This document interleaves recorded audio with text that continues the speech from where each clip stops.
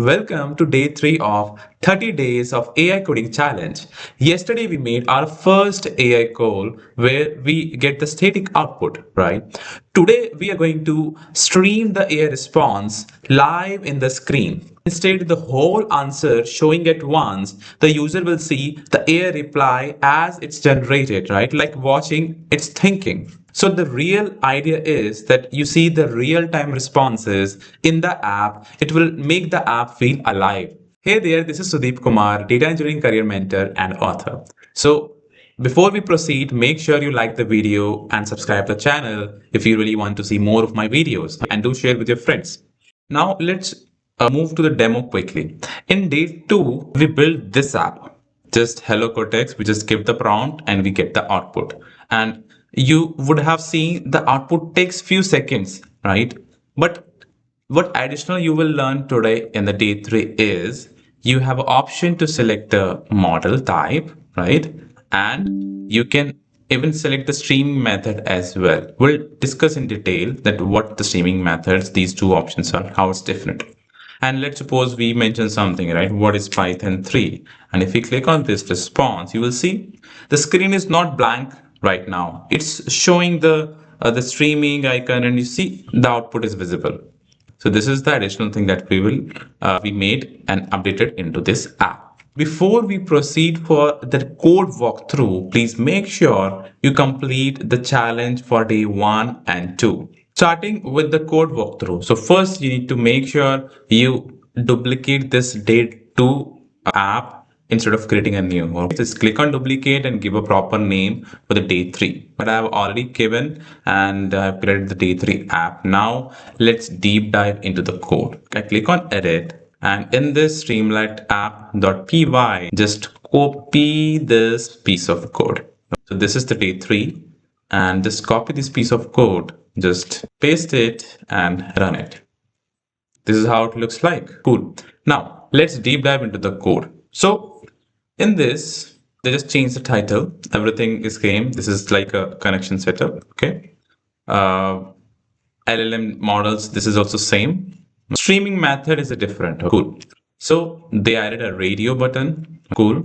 You see, this is a radio button. Streaming method, and these are the values provided. In the generate response, on the click of the generate response button, there will be two methods, right?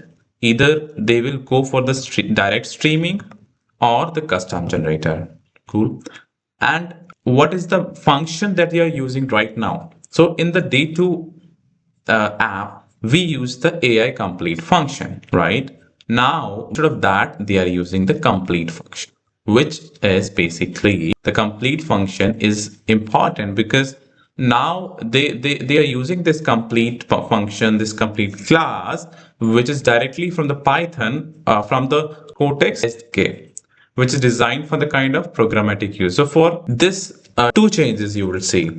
First is this AI function. So if you see, this is the function that has been changed. Instead of AI complete, now we'll take this complete, and we will use the write stream method, which will really stream the data as and when it receives the output from the model. So let's go with the method 1, which is direct streaming.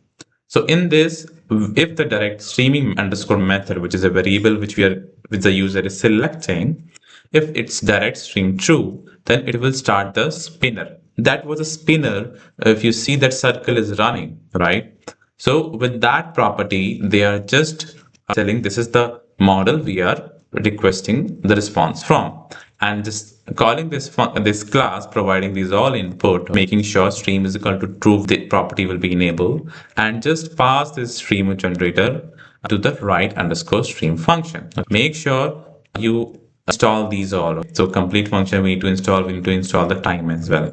Cool. Next is custom generator, right? This is the most compatible option for most of the applications now onward. So what you need to do over here in this, we just call the custom stream generator. This is the function that is being generated over here. What it's doing, this is the alternative stream method. Okay, it's just simply calling the complete function, same everything, but as and when the chunk is receiving, as and when the output is receiving, it's showing that after a sleep of 1 microsecond. Rest divider and the caption. Cool. So what do you learn in this? So in this, there are two important points. First is a complete function, first change, and another is a st dot write underscore stream method, right? That they use to generate the streams. Streaming means they are showing the data as and when the AI is API call is sending the results. They are showing this, okay, in the real time exactly. They are not waiting. Cool. Now let's run quickly and so this is what we have written over here. This is method 1, this is method 2, and this is the radio button, and in the select box we are just selecting these LLM models and we are good to go, right? Let's try once quickly that how this custom generator response work, this mesh streaming method works. So see, it's showing token by token, text by text. This is how it really looks like. And this is very cool method. This method, it simply gives the output at all at once, right? These are the two methods that we have. You see, this is the difference between these two. Cool. So in today's video, you learned how to stream the LLM responses in real time. And your app now really feels conversational, right? It feels like you are talking and the app is responding. And you are now building towards the true interface and interactive AI interface. Cool. So make sure send your own prompt in the app and see the result and comment done once you are finished with the day 3. Tomorrow, we will enhance the UI further and using the caches inside the app for the faster response. Till then, see you. Good day.